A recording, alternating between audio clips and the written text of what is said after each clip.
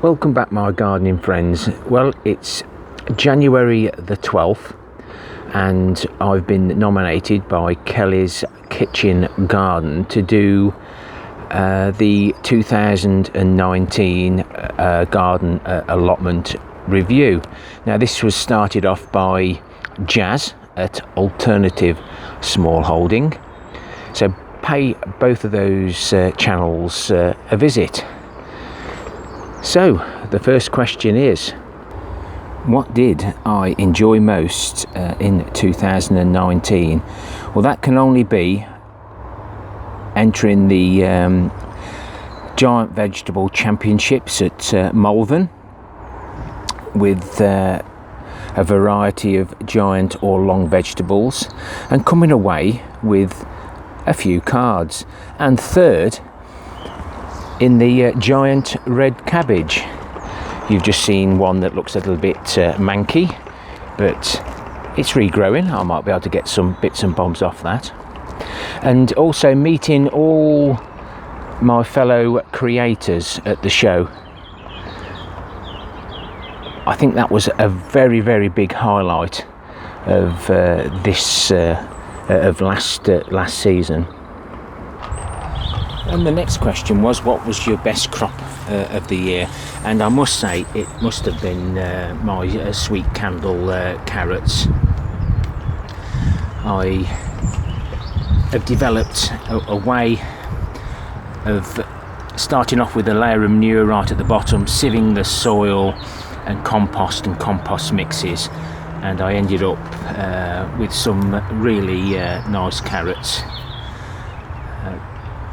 Some of these I ended up having 2 at each station. That's why we've got some big ones and small ones. They are getting a little bit hairier, but I do believe, because I've covered them up, we've got 2 more here.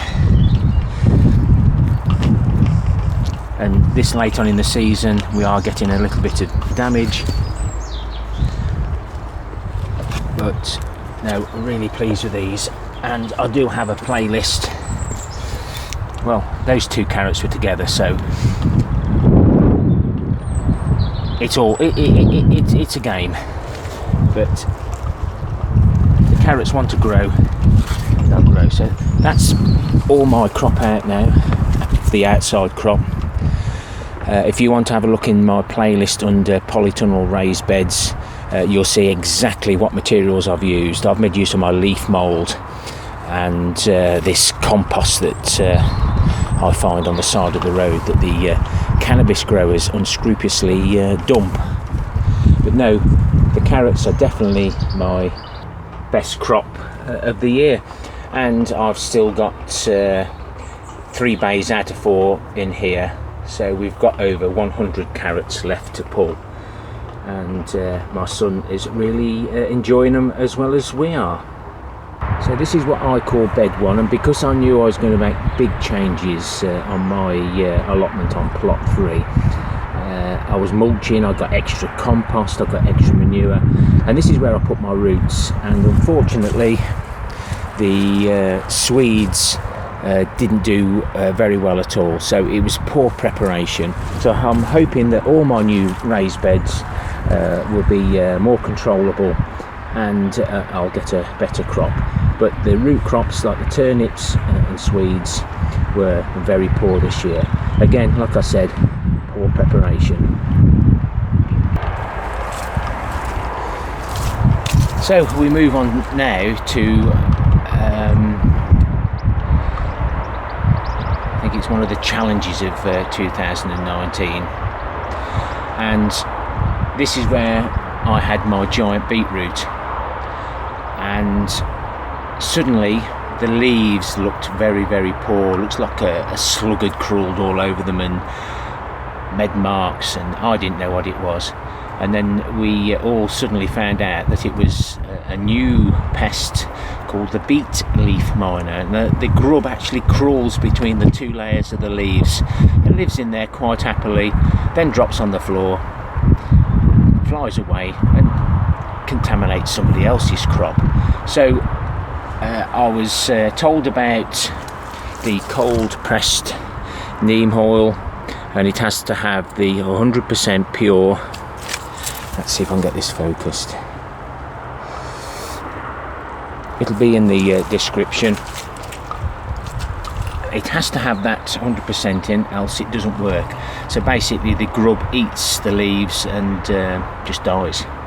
And I'm going to be experimenting with this on my cabbages and other leafy crops that are eaten by our little crawly friends, caterpillars, etc. Now these tubs, containers, are about £12, 12 UK pounds. Is this going to be cheaper than netting and covering everything? I don't know, but this year I'm not netting nothing, and we will try and beat the pests this way. Whether it'll pay off or not, I'm not sure. But you know me, I do garden differently, and I break all the gardening rules in the book. But we learn from our mistakes, and of course the comments. We love the comments because that's where I learn a lot from other people's comments, other people's channels, other creators. We've got a great gardening community.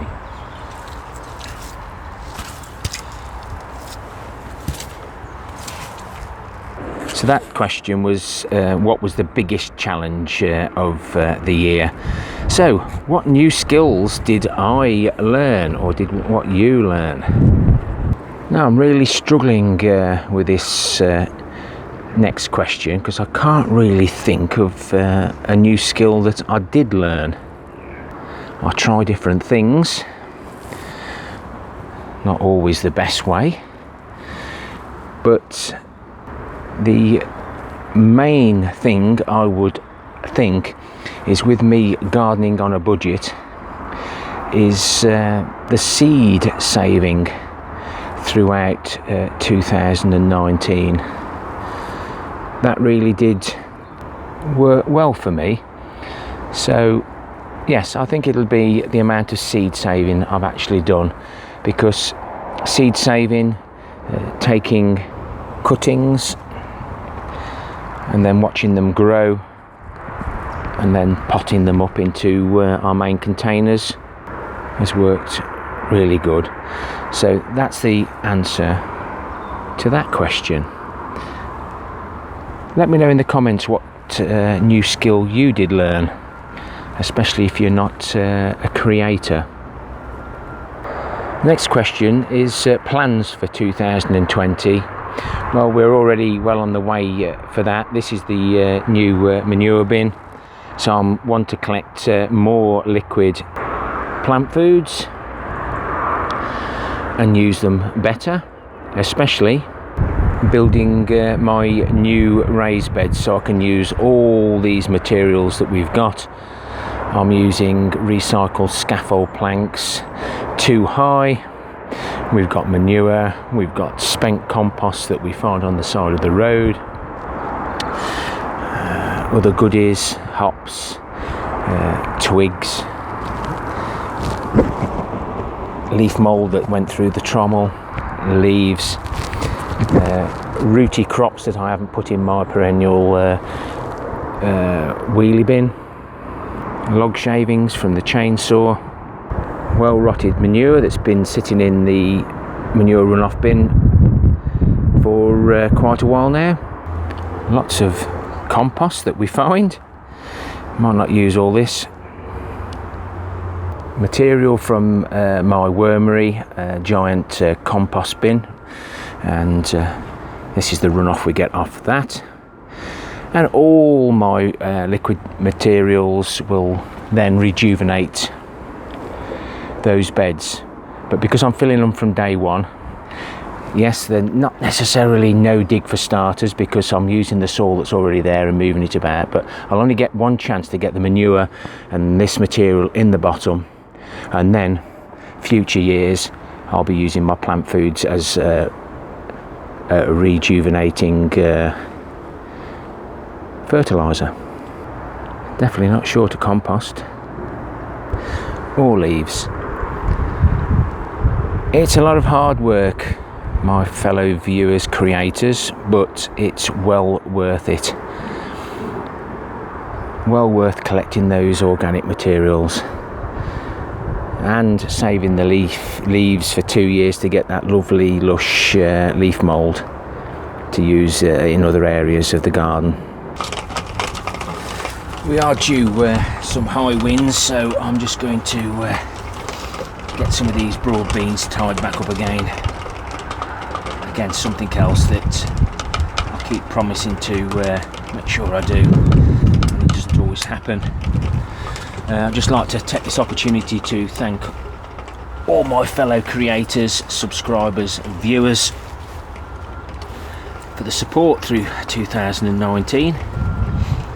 Because I'm subscribed to so many channels, obviously some have disappeared a long time ago,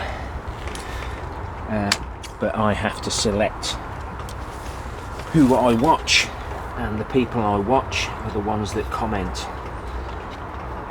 I comment on people's channels, and with respect I like to have a reply.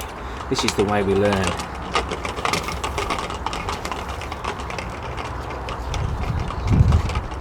So that's how I select who I actually watch.